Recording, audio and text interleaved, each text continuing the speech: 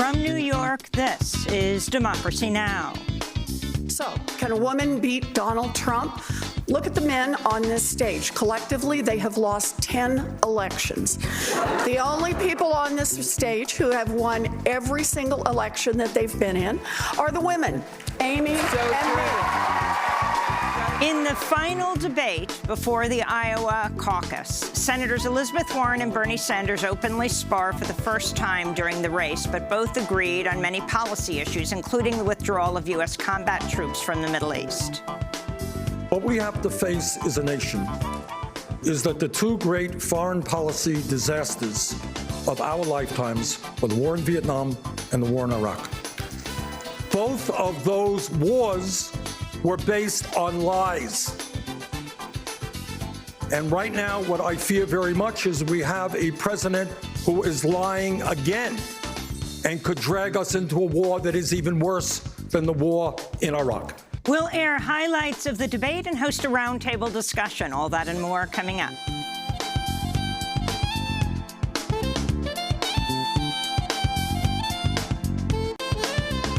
Welcome to Democracy Now!, democracynow.org, the War and Peace Report. I'm Amy Goodman. The House of Representatives is slated to vote today to send the articles of impeachment against President Trump to the Senate. Today's vote sets in motion only the third presidential impeachment trial in all of U.S. history. House Speaker Nancy Pelosi is scheduled to name the impeachment managers in a news conference today. Senate Majority Leader Mitch McConnell says Supreme Court Chief Justice John Roberts will swear in senators as jurors later this week, and the impeachment trial will start next Tuesday. This comes as the Washington Post reports explosive new information at the center of the impeachment inquiry. New materials released by House Democrats show text messages between former Giuliani associate, now indicted Lev Parnas, and Robert Hyde, a Republican congressional candidate from Connecticut, in which the two have threatening exchanges about Marie Yovanovitch, the former U.S. ambassador to Ukraine. In the text messages, Parnas and Hyde discuss how Yovanovitch was under surveillance. In one message, Hyde wrote, quote, "They're willing to help if you would like a price. Guess you can do anything in the Ukraine with money, what I was told," unquote. Yovanovitch later received a call from the State Department and was told to leave Ukraine immediately. Her lawyer is now calling for an investigation. In another message, Hyde described being in contact with a security team near the embassy, apparently monitoring her physical movements. He wrote, quote, "Her phone is off, computer is off. They will let me know when she's on the move," unquote. Yovanovitch has repeatedly said she felt threatened by Trump, who called her bad news in his now infamous July 25th call with Ukrainian President Zelensky. During the call, Trump also said of Yovanovitch, "She's going to go through some things."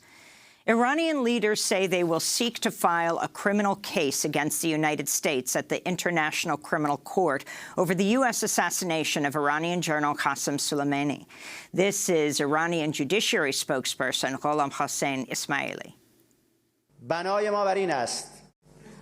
Our intention is to file a criminal case against the U.S. military, against the U.S. government, and against the U.S. president himself in the Islamic Republic, in Iraq, and in the International Criminal Court.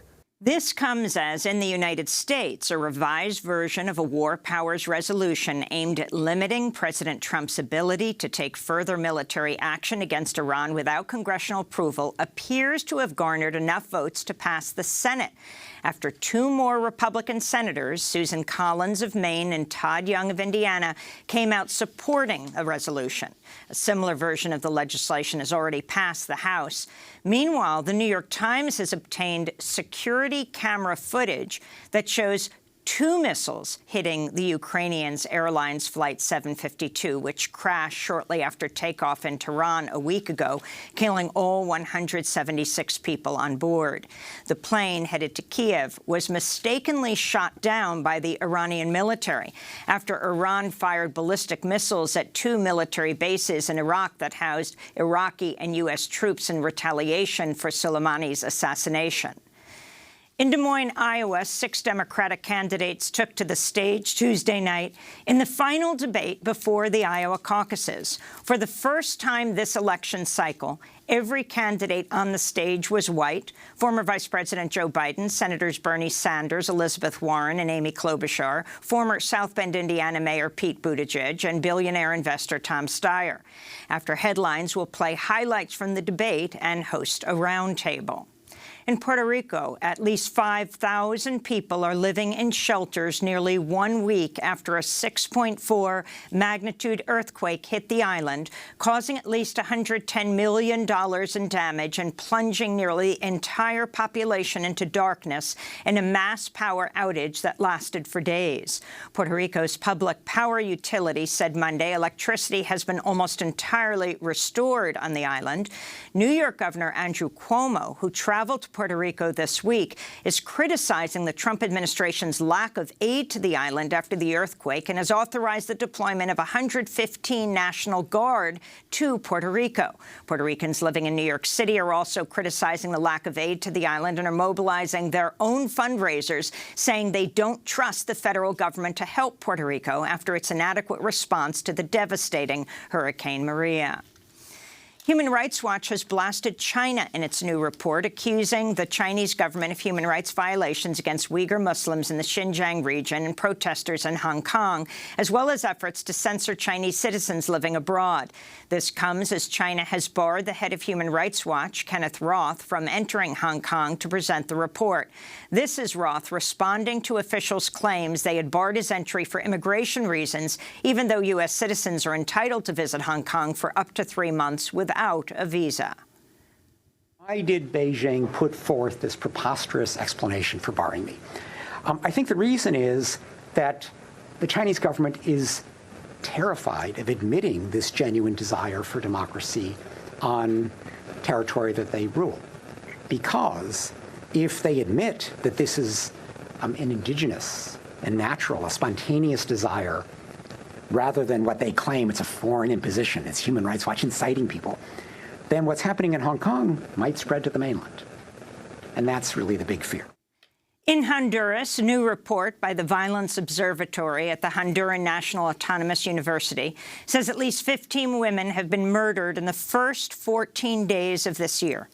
Violence against women, LGBTQ people, indigenous leaders, and environmental activists has skyrocketed in Honduras under the U.S.-backed government of President Juan Orlando Hernandez. Honduran media reports another migrant caravan has congregated in San Pedro Sula and is preparing to head north as violence and poverty continues to push Hondurans to flee the country. An American citizen has died in an Egyptian prison after a series of lengthy hunger strikes protesting his imprisonment. Mustafa Qasim was arrested in 2013 amidst a massive crackdown following Abdel Fattah el-Sisi's military takeover of Egypt.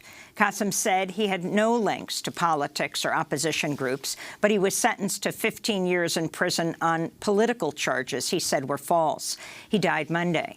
Egypt is the second largest recipient of U.S. military aid after Israel. President Trump has frequently praised Egyptian leader el-Sisi, even as he has imprisoned tens of thousands of people on political charges since 2013.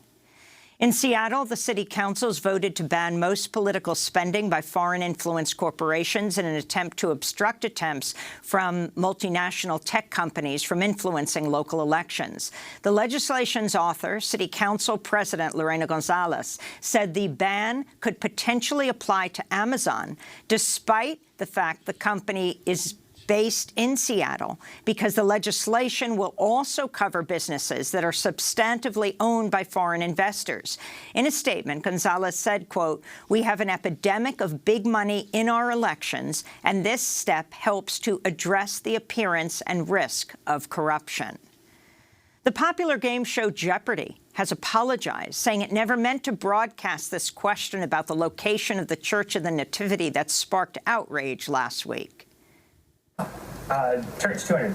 Built in the 300s AD, the Church of the Nativity. Katie. What is Palestine? No. Jack? What is Israel? That's it.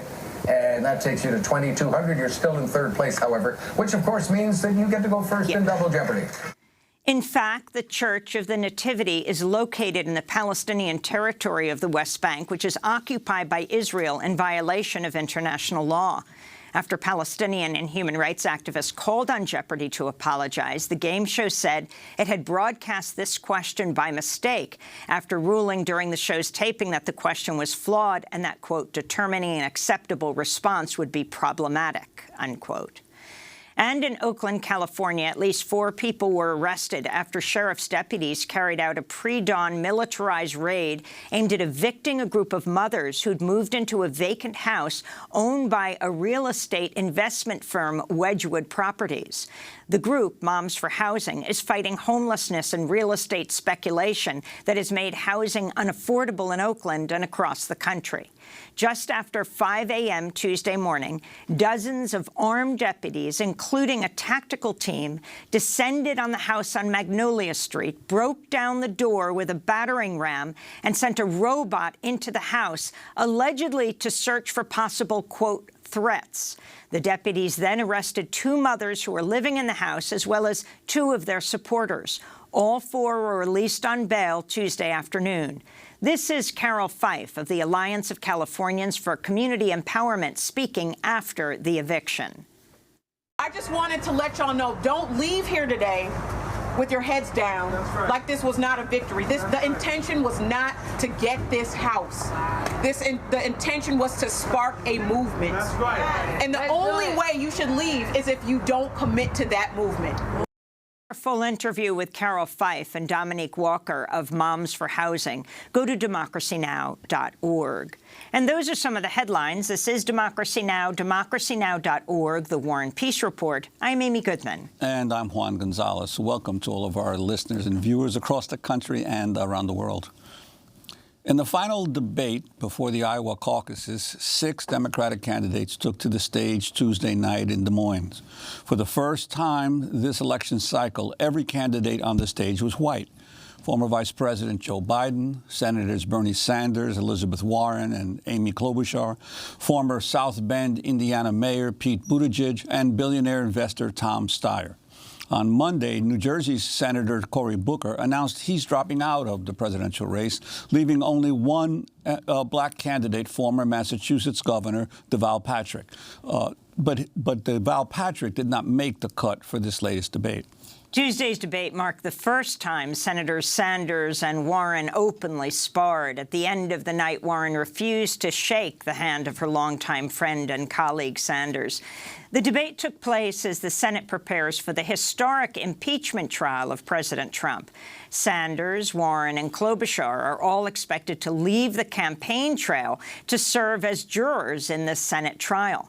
On Tuesday, Senator Klobuchar called on the Senate Republican leadership to allow for witnesses at the impeachment trial. We've asked for only 4 people as witnesses, and if our Republican colleagues won't allow those witnesses, they may as well give the president a crown and a scepter. They may as well make him king. And last time I checked, our country was founded on this idea that we didn't want to be ruled by a king. In addition to impeachment, much of the debate focused on foreign policy. Senator Sanders warned President Trump about going to war with Iran. What we have to face as a nation is that the 2 great foreign policy disasters of our lifetimes were the war in Vietnam and the war in Iraq. Both of those wars were based on lies.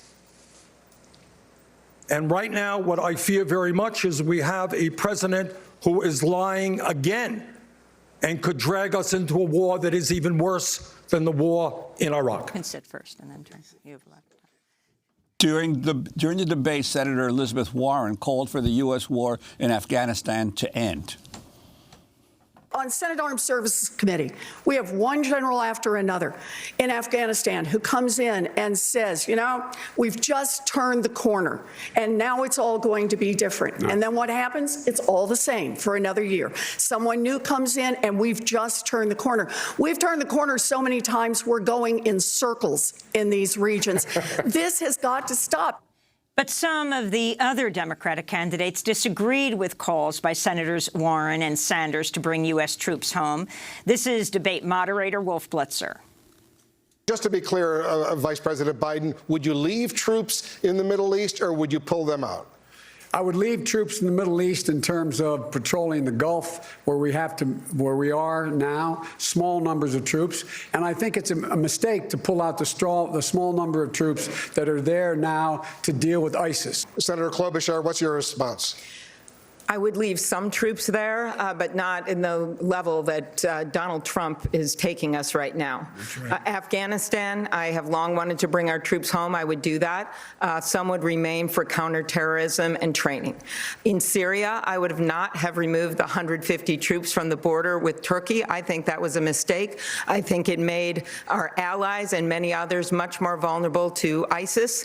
And then when it comes to Iraq, right now, I would leave our troops there, despite the mess that has been created by Donald Trump. Senator Warren, leave combat troops, at least some combat troops in the Middle East, or bring them home? No, I think we need to get our combat troops out. You know, we have to stop this mindset that we can do everything with combat troops. Our military is the finest military on earth, and they will take any sacrifice we ask them to take. But we should stop asking our military to solve problems that cannot be solved militarily. Senator Sanders. Wolf, in America today, our infrastructure is crumbling. Half of our people are living paycheck to paycheck. 87 million people have no health care or are underinsured. We've got 500,000 people sleeping out on the streets tonight. The American people are sick and tired of endless wars, which have cost us trillions of dollars. Our job is to rebuild the United Nations, rebuild the State Department, make sure that we have the capability of bringing the world together to resolve international conflict diplomatically and stop the endless wars that we have experienced. We turn now to Phyllis Bennis, fellow at the Institute for Policy Studies, written a number of books, including Understanding the U.S.-Iran Crisis. Phyllis, your overall response is basically they opened up on the issue of foreign policy last night in the final debate before the Iowa caucus. Thanks, Amy. You know, I think one of the things that was important to see last night was that all of the Democratic candidates, including the right wing of the group, as well as the progressives, as well as Bernie Sanders and Elizabeth Warren, were vying with each other essentially to see who could be more critical of the Iraq war. They all have said that at various points, but last night it was very overt that this was a critical point of unity for these candidates. Now, whether that says much about the prospects for the Democratic Party is not so clear, but I thought that was an important advance, that there's a recognition of where the entire base of half this country is, which is strongly against wars.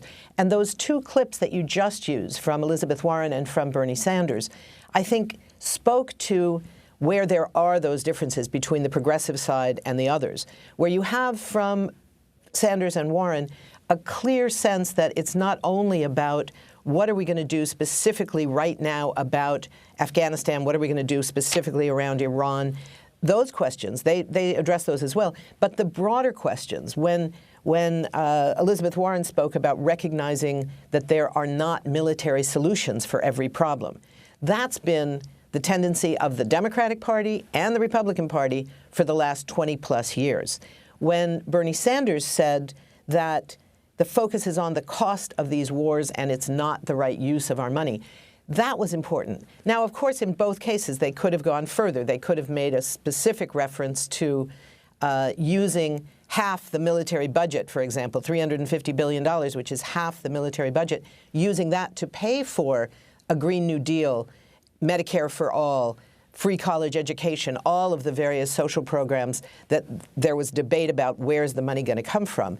All of them in the past, it's interesting, you know, one of the things that was not pushed by the moderators is the fact that back in June, all of the Democratic candidates who were asked the question in a forum that was sponsored by the Poor People's Campaign were asked, would you cut the military budget specifically? Every one of them said yes. And yet none of the journalists are pushing them to say, okay, we've established you will cut the military budget. let's talk specifics. How much would you cut? Would you use the decision about which programs to cut as something you would tell us now? Where would the money go? Nobody's pushing them to remind them that that was a commitment that they made. So there are some problems, but I think that it was important that we saw these very clear and strong positions. Now, on the specifics, I think there were some serious limitations in two ways. On the one hand, on the specific question of withdrawing troops, everybody basically said, I would leave troops. Elizabeth Warren said, I would withdraw all the combat troops. We have to recognize combat troops are not the ones who have been killing people probably since about 2011. The killing of civilians in particular is being carried out by special forces, by bombing, by drones. We heard the same thing from various other candidates, all of whom said they would leave some behind. And the question is, when we start saying we're going to pull out the combat troops, in a sense, that's the easier part. It's the larger numbers in most cases, but it's not the troops that are actually carrying out the very violent activities that are continuing to kill children and women and old people in and around Afghanistan, Iran, Iraq, sorry, not in Iran yet, in Iraq, in Syria, in Somalia, in other countries with these bombings and other special forces activities, with the assassination. That was carried out by special forces with drones, not by combat troops. So withdrawing combat troops is an important step. It's not really enough. The other point that I think was where we saw just one other point. We saw a limitation in terms of the issue of American exceptionalism. Across the board, and particularly, of course, from the more centrist candidates, but really across the board, there was a focus on what's going to happen to Americans, American jobs, American soldiers. We didn't hear about human rights in the rest of the world, even on a day after a U.S. citizen had died in custody as a political prisoner in Egypt. We didn't hear about the rights of people in these countries. And that, I think, is something that we in the social movements need to be pressing all the candidates much more firmly. And Phyllis, I wanted to ask you, in terms of the fact this was billed as focusing so much on foreign policy, there were a lot of foreign policy questions that did not come up at all. Israel-Palestine situation, right. The attempt by the Trump administration at regime change in Venezuela, the relations with Saudi Arabia, or even the Trump administration policy toward Ukraine and Russia. Right. There were huge lapses. I think it was inevitable and perhaps even appropriate that the main focus was on the question of wars, the global war on terror, although that term wasn't used, because that's been the urgency of recent days and recent weeks. That's where U.S. troops are deployed and are responsible for the deaths of people around the world.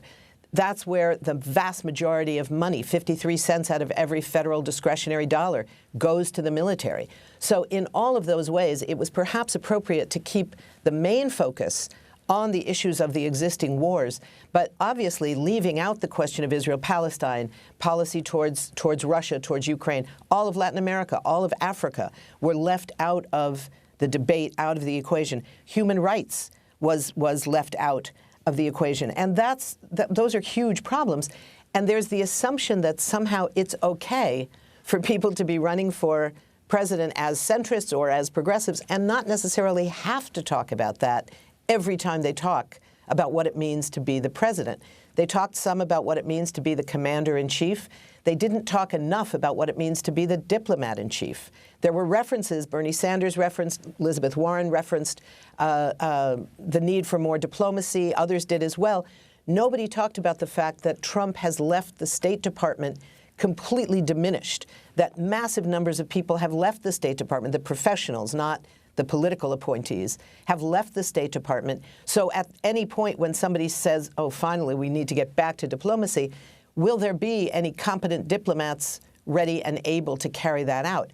So there were huge questions that were not addressed. But I think this was a turning point moment in the campaign in the sense of the understanding from all the candidates that they had to take seriously the question of their position not only on the past wars, which was important, watching Biden immediately say, I was wrong, although he went on to say that he would do essentially some of the same things.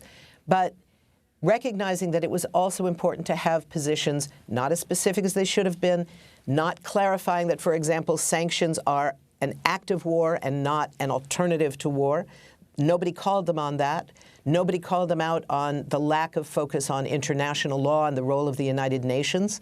Although Bernie Sanders spoke about rebuilding the United Nations, I'm not even sure that he meant to say the UN rather than the U.S. But he did say the UN, one of our jobs is to rebuild the UN. That was important. But all of these things are missing. But it seems to me it was a way in because all of the candidates referenced in different ways and with different integrity, let's say, but many referenced the question of the role of movements being important. And I think that's something that we, outside of the political arena, have to take very seriously. These folks are not going to move further than we push them to move. At the end of the day, it comes back to the movements outside, not just what the candidates say on the debate stage. Very few talked about the fact that right now the Senate has in front of it a new War Powers Act that would focus on Iran.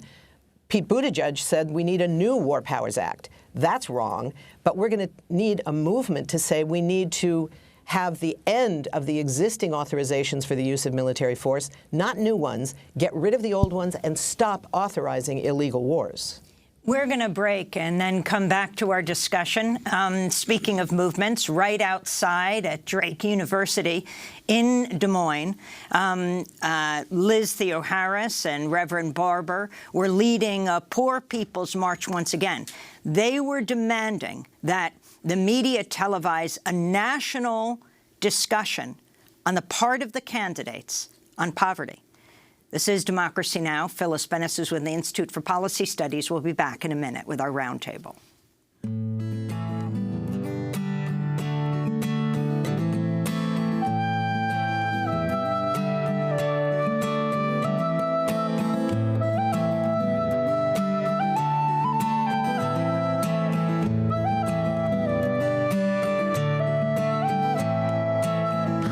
Down in Mexico, they live in the rocks where the wind don't blow. Way up in the Sierra Madres, discovered by Jesuit padres. They live like they did before in simple homes with a cold dirt floor. They live like they have for years and they don't share our fears. They run, run, run in place.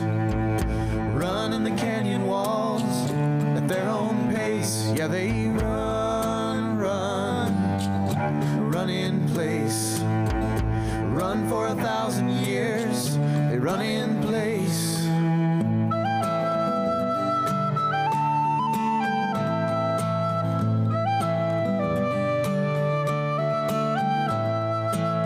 So we try to teach them. Run in place by the Nadas. This is Democracy Now!, democracynow.org, The War and Peace Report. I'm Amy Goodman with Juan Gonzalez as we bring you a roundtable on the last Democratic primary debate before the first caucus, Iowa, in less than 3 weeks.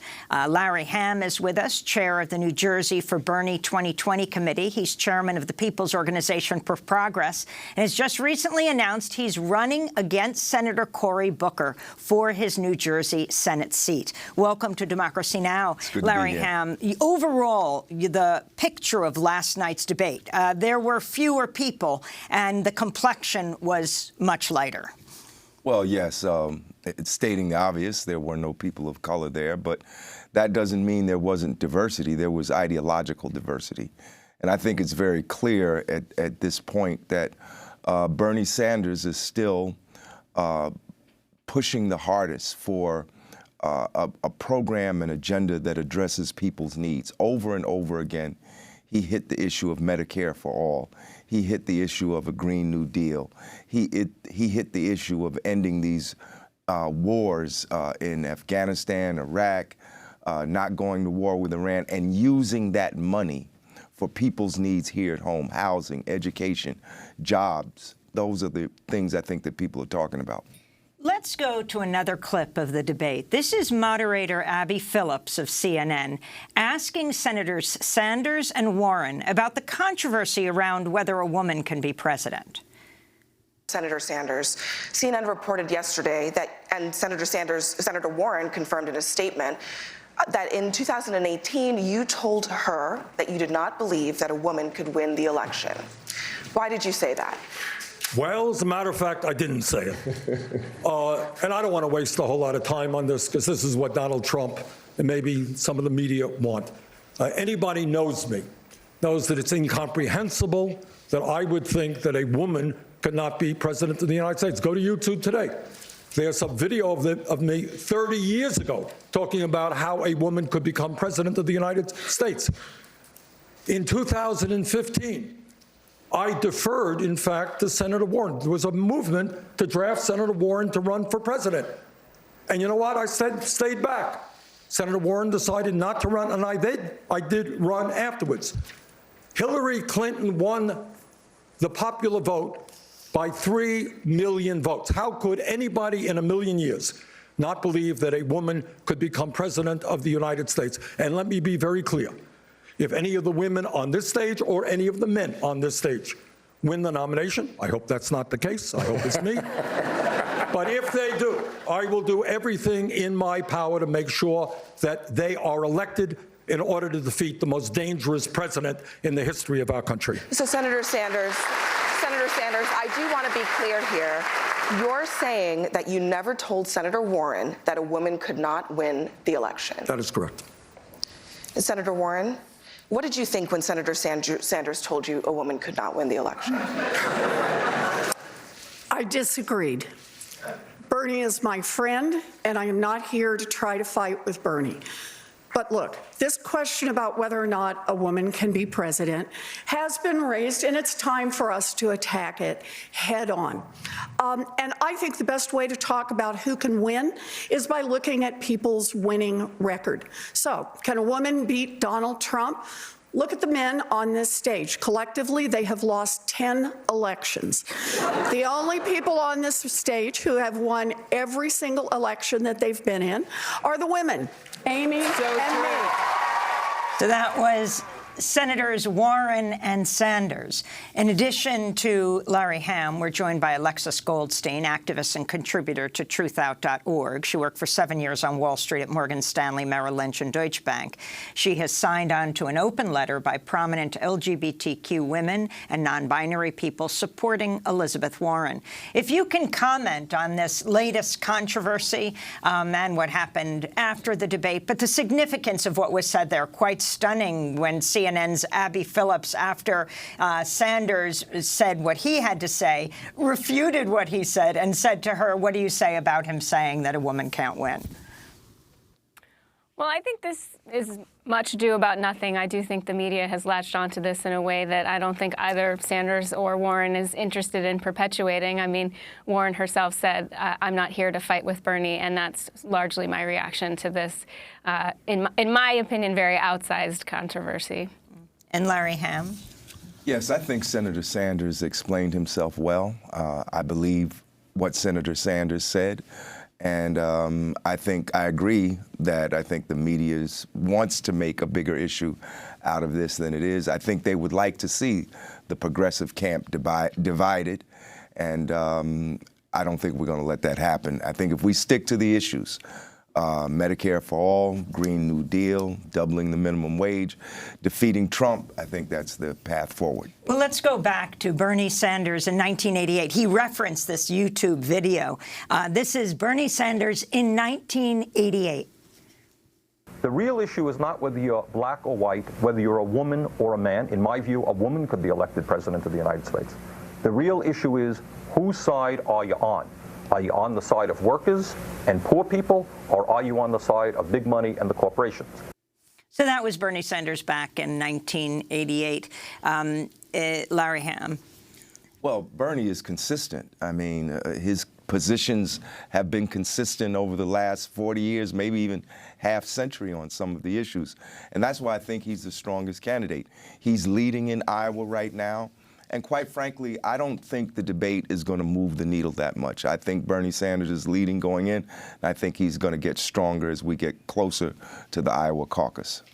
Julian Brave Noisecat, you're a journalist who belongs to the Secwepemc Nation. Actually, you should say it for me so that it isn't mispronounced. Vice President of Policy and Strategy at the think tank Data for Progress. What nations are you a member of?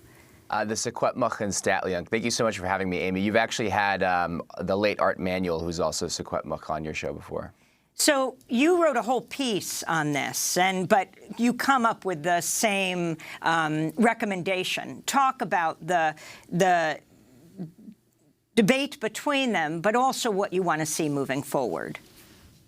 Look, I feel like we were watching the end of the Lord of the Rings trilogy, and Frodo and Samwise are approaching Mount Doom, and instead of finishing the darn mission, they're fighting each other. When at the end of the day, we need to defeat Sauron. Sauron is right here in Washington D.C. Controlling the White House.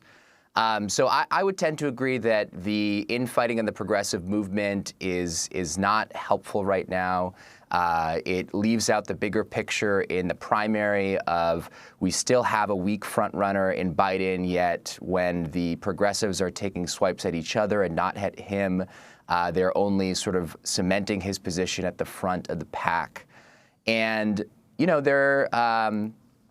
there are some real considerations, I think, moving forward once we start getting ballots about how sort of the left flank of the Democratic Party should be positioning itself. If you are a voter and you are not in one of the first 3 states, I think that there's still an open question as to whether you will be casting your vote for Senator Sanders or Senator Warren. And there's also talk on the fringes of a potential contested convention. We, of course, choose our Democratic nominee not actually literally through our votes, but through delegates.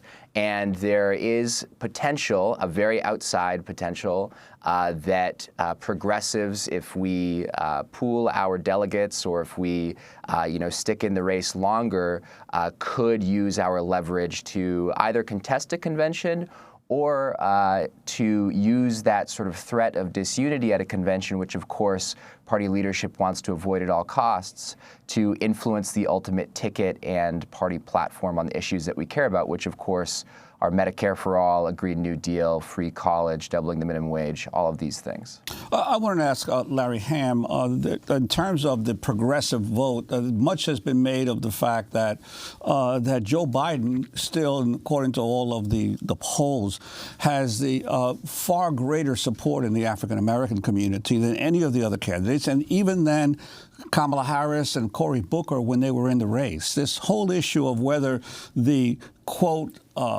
the progressive community is going in a different direction from the mass of African-American voters. I'm wondering your take on that and how that you see that shifting in the coming months. I think it is going to shift. First of all, I think Bernie Sanders has support in the African-American community, and he has more support than people would give him credit for.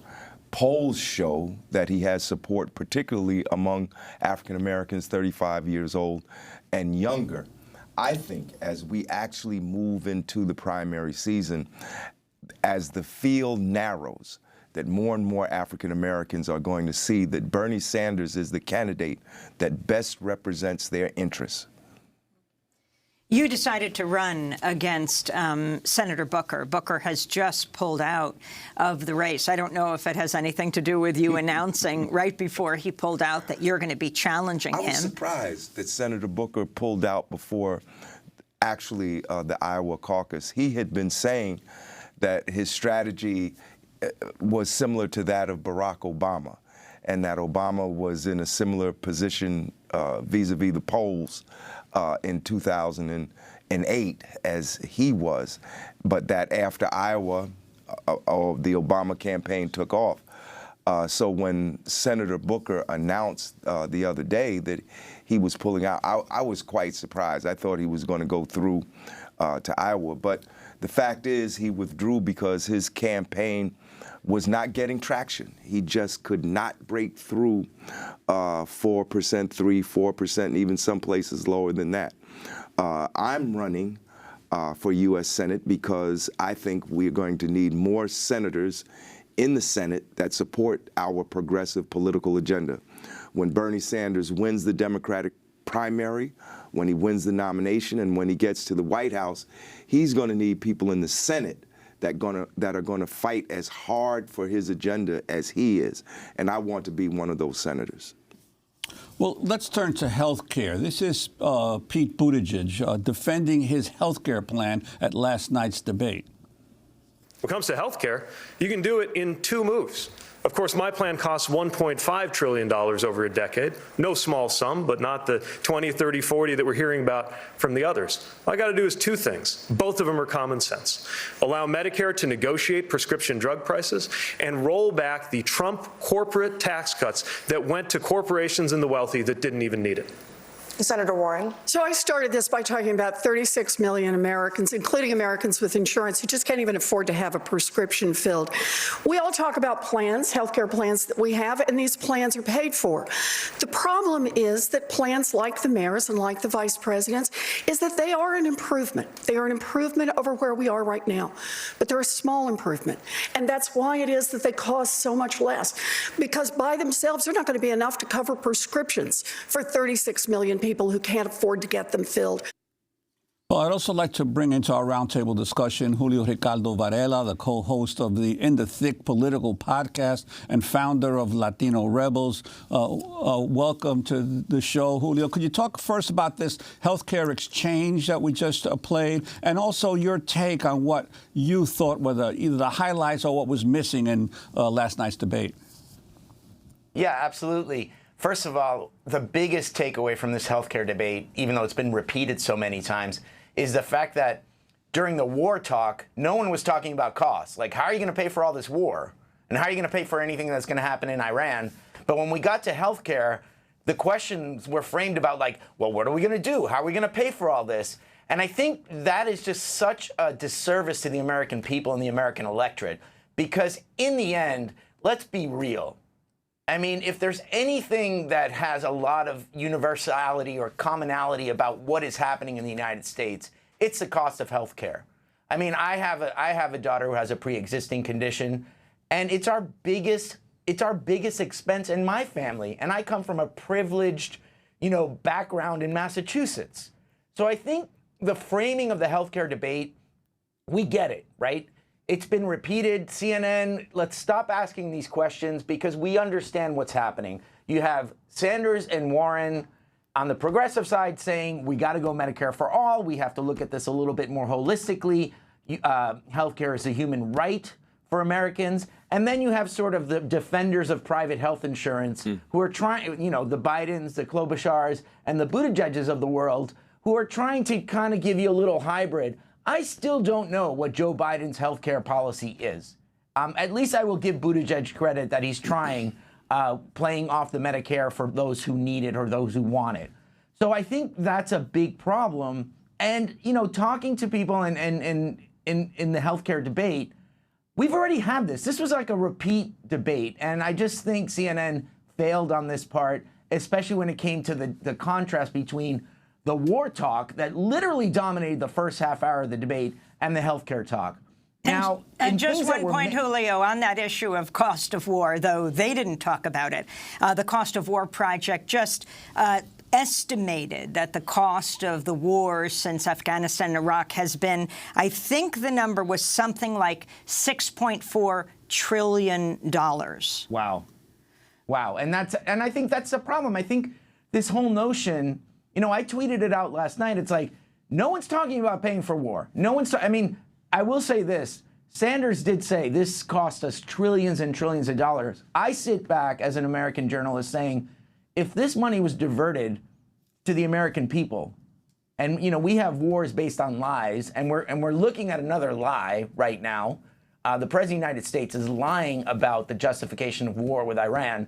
I mean, anyone who has looked at this story for the last 2 weeks would know that. Can you just imagine what this American society would be if healthcare was a human right, if healthcare was something that we believed in and said this isn't matters? And it gets lost because it's become sort of this topic that you see progressives and moderates like fighting against each other when we all know, in fact, when any Democratic candidate fights against Donald Trump on this issue, the Democrats are going to win this issue.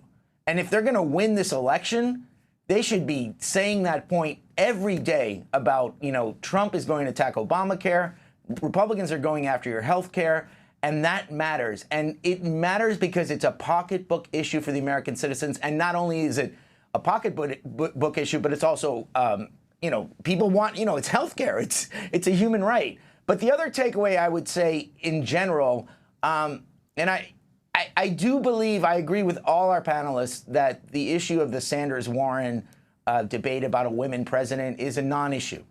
I find it very convenient that CNN the day before reported this story, a private meeting that reportedly was just Bernie Sanders and Elizabeth Warren, and all of a sudden, this was the story on Monday, and guess what? What question did we hear on Tuesday, and what is everyone talking about in this debate now? I think both the candidates gave very good answers. I agree that, this seems to be like progressives going after each other. And let's be real, Elizabeth Warren and Bernie Sanders are still front runners in this race, and moderate Democrats still don't know what to do with it. Let me ask you about the backdrop of this debate coming as, speaking about costs, you have the latest news about the wall. The Trump administration planning to divert an additional $7.2 billion from the military budget for the construction of Trump's promised border wall, bringing the total amount allocated to wall construction to over $18 billion. Julio. I mean, we all said it. When Trump went down that escalator in 2016 and he said what he said, those anti-Mexican comments that really just struck at the Latinx community in this country, we all knew that this campaign was based on fear and on this, this misperception of the other invading this country. This whole wall talk, in the end, is just a diversion. It has created sort of a split in this country. It is based on lies and misinformation. And anyone who thinks that a wall is going to protect us, the statistics aren't there. This is not the way you approach it.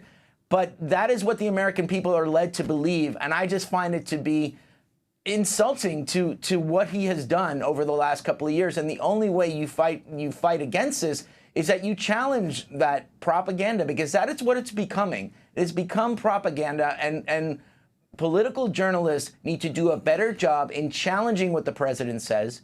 And I hope that this election cycle will begin to look into this, and we become journalists that say, you know what, this is what authoritarianism looks like.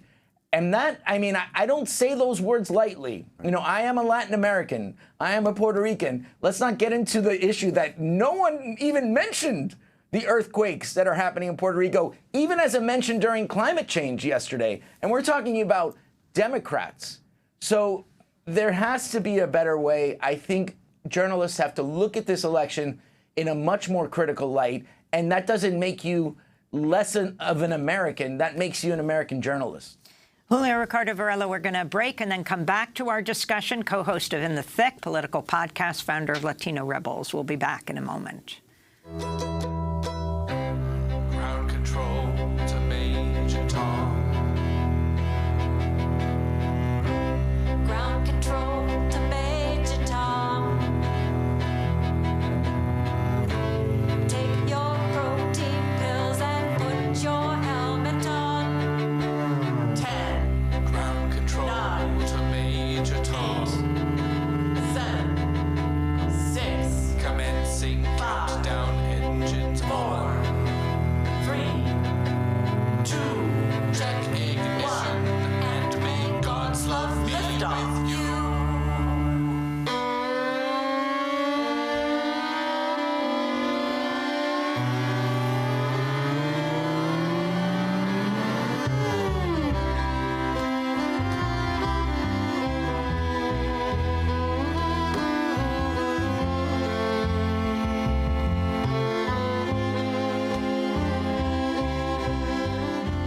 This is Democracy Now!, DemocracyNow.org, The War and Peace Report. I'm Amy Goodman with Juan Gonzalez, the music Space Oddity by the Bayfield Sessions. As we continue to bring you this roundtable discussion on the last Democratic primary debate before the Iowa caucus in less than 3 weeks. Juan? Well, let's go to moderator Brianna Fannenstiel of the Des Moines Register with a question on the U.S.-Mexico-Canada agreement. Senator Sanders, you have said that New Deal, the USMCA, quote, makes some modest improvements, yet you're going to vote against it. Aren't modest improvements better than no improvements for the farmers and manufacturers who have been devastated here in Iowa? The answer is we could do much better than a Trump-led trade deal. This deal, and I think the proponents of it acknowledge, will result in the continuation of the loss of hundreds of thousands of good-paying jobs as a result of outsourcing.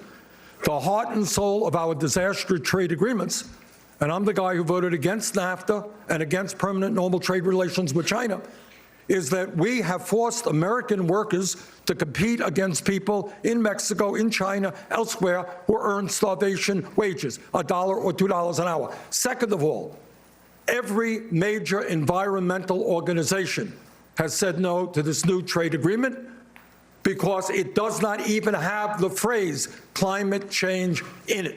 Senator Warren, you support the USMCA. Why is Senator Sanders wrong? I do. I wasn't here. I haven't been in Congress long enough to have voted against NAFTA, but I led the fight against the trade deal with Asia and the trade deal with Europe because I didn't think it was in the interests of the American people, the American workers, or environmental interests. But we have farmers here in Iowa who are hurting, and they are hurting because of Donald Trump's initiated trade wars.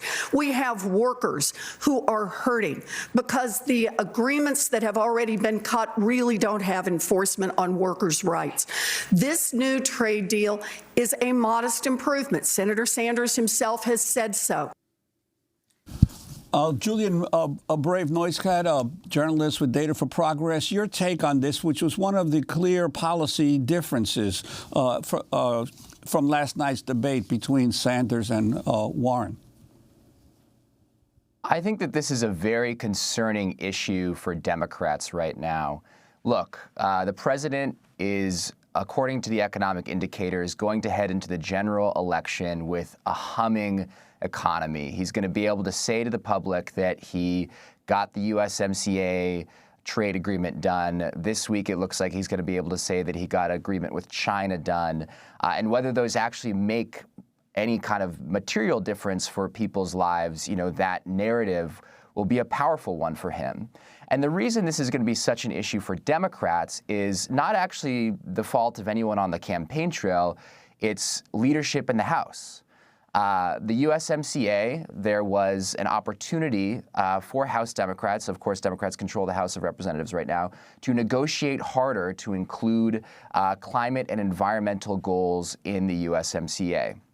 But instead of doing that, they allowed this trade agreement to move forward without any significant inclusion of climate targets, which set up this circumstance where you have farmers and workers on one side and environmentalists on the other. I mean, welcome to democratic politics. How often does this happen? And that forced this into the campaign cycle, into the primary for Democrats, and it has created it into a wedge issue, and I don't think that we really have a great message on it right now. Obviously, we should be addressing climate change through things like trade agreements, but we should also, as a party, not be setting our leaders up for a tough race on the campaign trail, and that's what House Democrats have done with this issue. And that's why Bernie Sanders says, unlike the other candidates, he is not going to be signing off on or voting for the trade agreement. Let's turn to higher education. This is former South Bend Mayor Pete Buttigieg, who was asked why he opposes proposals for free public college. We got to be making sure that we target our tax dollars where they will make the biggest difference. And I don't think subsidizing the children of millionaires and billionaires to pay absolutely zero in tuition at public colleges is the best use of those scarce taxpayer dollars. So look, The way I think we need to do this is we need a wealth tax in America. We need to ask people with fortunes above $50 million to pay more. And that means that the lowliest millionaire that I would tax under this wealth tax would be paying about $19 million in the first year in taxes. If he wants to send his kid to public university, then I'm okay with that. Because what we really need to talk about is the bigger economic picture here. We need to be willing to put a wealth tax in place, to ask those giant corporations that are not paying to pay, because that's how we build an economy and, for those who want to talk about it, bring down the national debt. So that's Elizabeth Warren and Pete Buttigieg. Alexis Goldstein, activist and contributor to truthout.org, talk about this, and Warren yesterday laying out a plan for abolishing student debt. So I think this issue is actually one of the most important ones that the Democratic Party needs to decide on when it comes to what direction are they going to go in. We essentially have a disagreement between the progressive candidates and the moderate candidates about whether or not we want to pursue a universal benefit for higher education and make it a public good, much in the way that K through 12 education is treated as a public good. And I believe, and I think the data bears out, that when you make benefits universal, they are more resilient, they are more robust, they can withstand attacks that come from austerity, that even come from reactionaryism. We see this with Medicaid and we see this with Social Security, which are incredibly popular across the political spectrum and have withstood many attacks by past administrations to reform them, to privatize them, to reduce them. And so I think people also need to remember that there used to be free public college in the United States in California prior to the election of Governor Ronald Reagan. And then he essentially made that a signature issue in his campaign and really began the end to free public college in California, which has sort of been reduced ever since. And there also used to be free public college in the state of New York in the CUNY system. And so this isn't a new concept for us in the United States, but it's treated as if it's something strange and something we should be skeptical of. You know, the mayor of South Bend has always used this as an attempt to wedge people and say, oh, well, we don't want to give this benefit to millionaires and billionaires. Millionaires and billionaires, first of all, send their children to public colleges at a much lower rate than the rest of the population.